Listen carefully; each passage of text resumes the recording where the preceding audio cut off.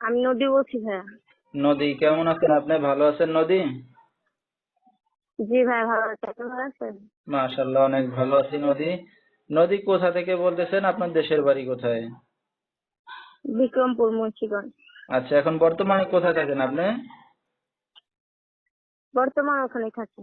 আচ্ছা, দেশের মেয়ে দেশেই আছেন। কে কে আছে আপনার ফ্যামিলিতে নদী? বাবা মা আছে, ভাই বোন আছে কেউ? আমি আমার বড় বোনের কাছে থাকি, বাবা মানে। ঠিক আছে, তো কি করেন আপনি বর্তমানে এখন নদী? বড় বোন চাকরি করে, তার স্বামীও চাকরি করে, এখন তার একটা বাচ্চা আছে, ওটা আমি রাখি, দেখা করি।